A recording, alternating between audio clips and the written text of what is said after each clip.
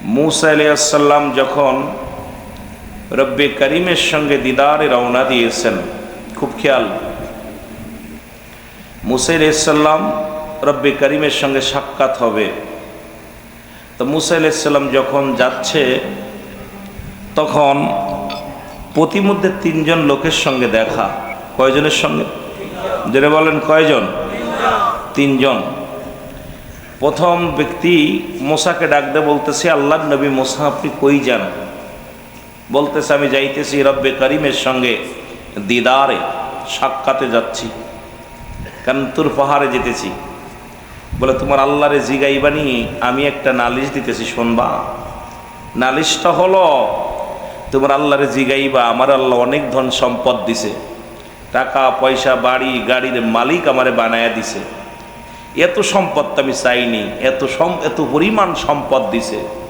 তোমার আল্লাহরে জিগাইবা কি করলেই সম্পদ কমে যাবে, এটা একটু জিগাইবা। সুবহানাল্লাহ বলেন না? খুব খেয়াল করবেন। मूसा আলাইহিসসালাম বললেন তোমার নালিশটা আমি নিলাম, আমি কিন্তু আপনার এই আলহামদুলিল্লাহ বলে ওয়াজ শুরু করছি, এখন ওয়াজ শুরু করি নেই, শুধুমাত্র কথা বলা শুরু করলাম। কথা বোঝা যায়? আমার কথা বোঝা যায়? যেটা আপনাদের বাসার লাগে আমি ভাষা পারি না, চট্টগ্রামের ভাষা আমি শিখি নাই আর পারিও না। আমি বইয়ের ভাষা ব্যবহার করব, যারা মোটামুটি সাধু ভাষা ব্যবহার করব, চলিত ভাষা নয়। যে ভাষাগুলো আপনাদের বুঝতে সহজ হবে, সব শ্রেণী মানুষ বুঝতে পারবেন আমি আশা করি। বাকিটা আল্লাহ পাক ভালো জানে। এত দূর থেকে আইনে বক্তা আইনা যদি বক্তার কথা না বুঝতে পারি, এটা কিন্তু মনে একটা কষ্ট। জোরে বলেন ঠিক কিনা?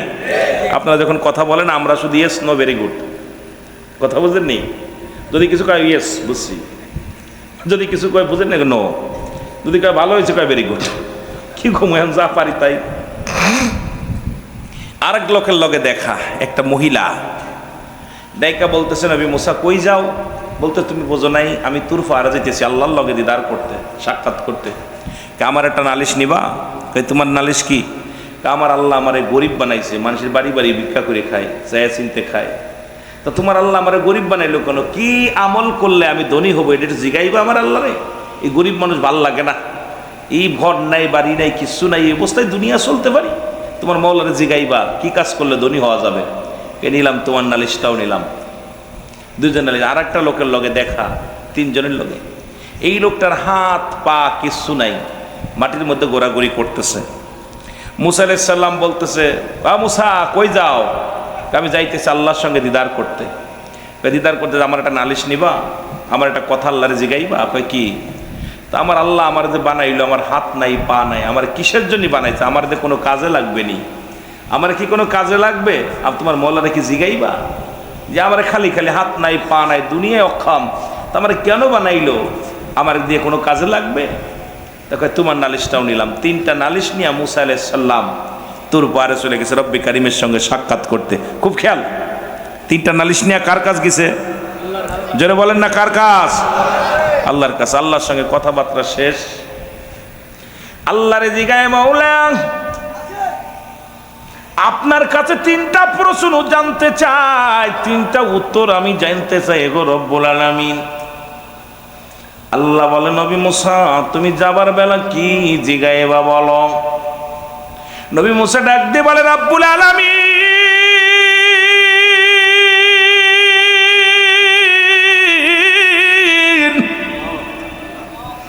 আমি আসার সময় তিনজন লোকের সঙ্গে দেখা হলো। তিনটা লোক তিন ধরনের প্রশ্ন করেছে গো আমার আল্লাহ। এই তিনটা প্রশ্নের উত্তর আমি জানতে চাই গো রব্বুল আলামিন।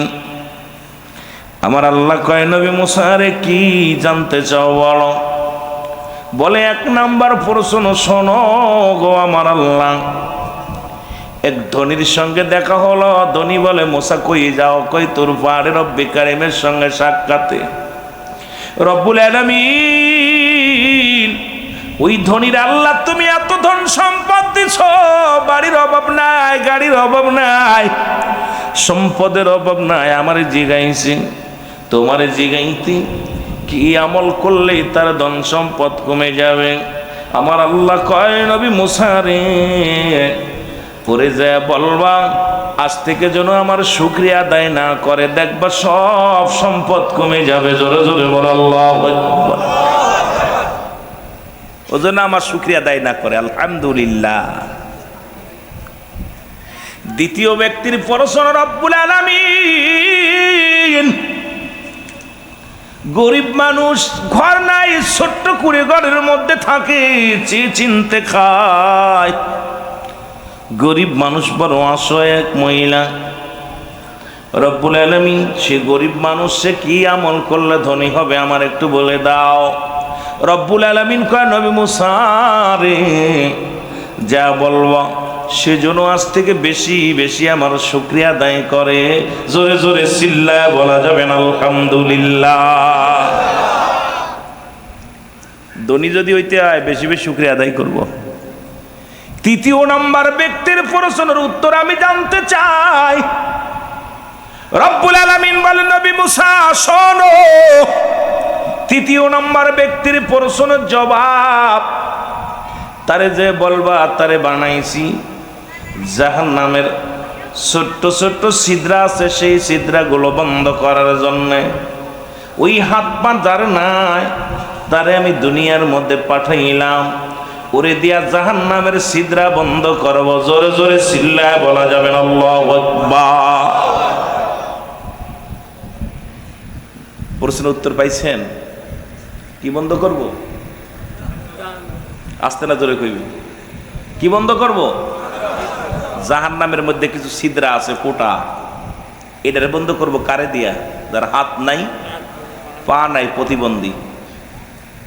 মুসা নবী দিদার করে রওনা হয়ে গেল। প্রথমে ধনীর সঙ্গে দেয় না দেখা, ধনী বলে নবী মুসা তোমার আল্লাহরে জিগাইছো নি গো, তোমার আল্লাহরে জিগাইছো নি?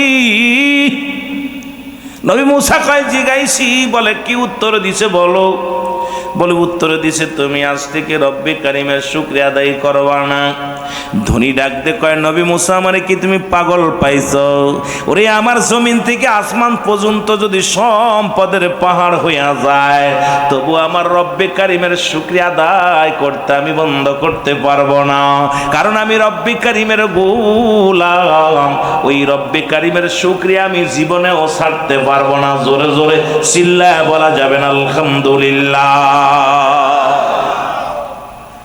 যেই আলহামদুলিল্লাহ বলছে ধন সম্পদ আরো দ্বিগুণ বেড়ে গেছে। সুবহানাল্লাহ বলেন। কথা কি বোঝেননি?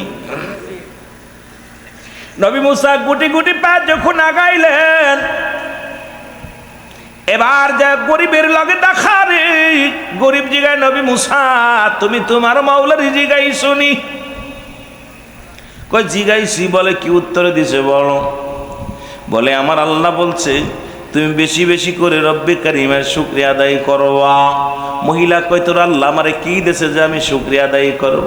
ঘর নাই, বাড়ি নাই, সম্পদ নাই, মেয়ে ছেলে মেয়ে নাই, স্বামী নাই, আমি কেন তোর আল্লাহর শুকরিয়া আদায় করব? সঙ্গে সঙ্গে বড় একটা তুফান আসলেন, সিডর আসলেন। যেমন আপনাদের এলাকায় মাঝে মাঝে সিডরও হতো রে মুসলমান, ওই কোথায় খুলনার জমিনে সিডরও হয়, এমন কিছু মুসলমান সময়ের মধ্যে মিনিটের মধ্যে ঘর দরজা উতাল পাতাল করে ফেলে। এইবার একটা ঝড় আসলো, তুফান আসিয়া বুড়ির এক টুকরা কুড়ে ঘর ছিল, এটা ভেঙ্গে একদম চুরমার করে দিল। বুড়ি ডাক দে কয় নবী মুসা রে, যদিও আমি গরিব মানুষ, সারাদিন ভিক্ষা করে খাইতাম, সে চিনতে খাইতাম, রাত্রে হলে একটা নির্ধারিত জায়গায় একটু ঘুমাইতাম, তোর আল্লাহ সেটা নিয়ে গেল রে মুসা। ও মুসা আমি বুঝতে পেরেছি আমার উপর অসন্তুষ্ট হয়ে গেছে। সঙ্গে সঙ্গে নবী মুসার দরবারে, আল্লাহর দরবারে ডাক দে বলে আলহামদুলিল্লাহ। সঙ্গে সঙ্গে মহিলাকে আল্লাহ ধনী বানায় দিছে। জোরে বলা যাবে না মারহাবা। পরে ভুল স্বীকার করে যখন ক্ষমা চাইছে, আল্লাহ আমারে মাফ করে দাও, জেরাম ছিলাম আলহামদুলিল্লাহ। যদিও সারা দিন ধরে ঘুরে ঘুরে বেড়াইতাম, একটু শান্তির মধ্যে ঘুমাইতে পারতাম, একটা নির্দিষ্ট জায়গা আছে সেই জায়গায় এসে বসতে পারতাম। এখন আলহামদুলিল্লাহ বলার সঙ্গে সঙ্গে আল্লাহ বাড়িয়ে দিছে সম্পদ। এবার প্রতিবন্ধীর লগে দেখার, প্রতিবন্ধী ডাক দি কয় নবী মুসা তুমি তোমার আল্লাহরে জিগাইছো নি? নবী মুসা কয় জিগাইছি রে। বলে কি বলছে? আমার আল্লাহ কি বলছে বলো? মুসা নীরবতা পালন করে। মুসা আলাইহিস সালাম চিন্তা করি, আল্লাহ যার হাত নাই পা নাই, এই লোকটারে যদি আমি বলি যে তোরে জাহান্নামে সিদরা বন্ধ করব, কষ্ট পাইব, কেমনে আমি বলবো? মুসা আলাইহিস সালাম নীরবতা পালন করলেন।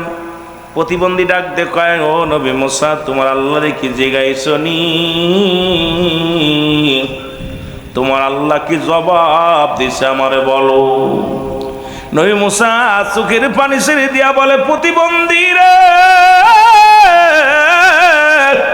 আমার আল্লাহ বলেছে রে, ওই কিয়ামতের ময়দানের মধ্যে কিছু ছোট ছোট ছিদ্রা থাকবে, সেই ছিদ্রাগুলো তোমারে দিয়া বন্ধ করব। সঙ্গে সঙ্গে প্রতিবন্ধী শুকরিয়া আদায় করে, জোরে বলে আলহামদুলিল্লাহ। জোরে জোরে চিল্লায় বলা যাবে মারহাবা। জোরে চিল্লায় বলছে আলহামদুলিল্লাহ। মুসা নবী কয়, তোমার এত বুদ্ধি, এত বড় দুঃখের সংবাদ শুনে তুমি আলহামদুলিল্লাহ বললা। প্রতিবন্ধীকে আমি জীবনটা ধন্য। আমি মনে করেছিলাম আমারে বিনা কারণে বানাইছে, কোনো কাজে লাগবে না, বিনা কাজের বানাইছে। এই জন্য যেহেতু আমারে দিয়া জাহান্নামের ছিদ্রা বন্ধ করো, যেহেতু আমারে একটা কাজে লাগাইবো আমার আল্লাহ, বিনা প্রয়োজনে আমারে বানাই না, বিনা প্রয়োজনে আমার আল্লাহ আমারে বানাই নাই। এই জন্য আমি শুকরিয়া আদায় করি আল্লাহর দরবারে, আলহামদুলিল্লাহ। আল্লাহ ডাক দে কয়, জিবরিল যা যা আমার নবী মুসারে বলে আয়, ওই প্রতিবন্ধীর জন্য আমি জাহান্নামের আগুন হারাম করে দিলাম। এত দুঃখের সংবাদ শুনিয়া যে ব্যক্তি আলহামদুলিল্লাহ আমার শুকরিয়া আদায় করেছে রে, আমি রব্বুল আলামিন ওর জন্য নির্ধারিত করে দিলাম জান্নাত।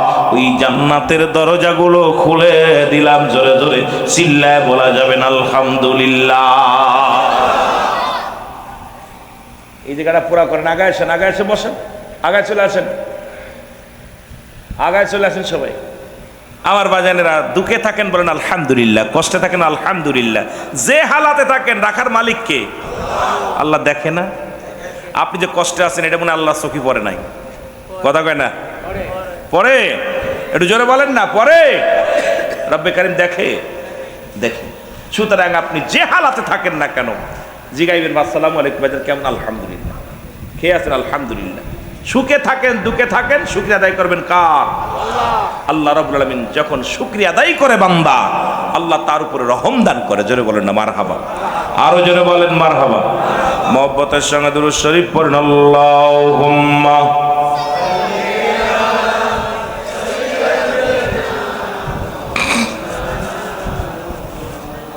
ওয়ালা আলি সাইয়্যিদিনা।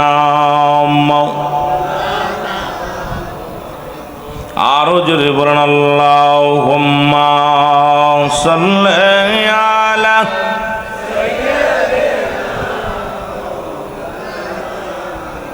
ওয়ালা আলি সাইয়্যিদিনা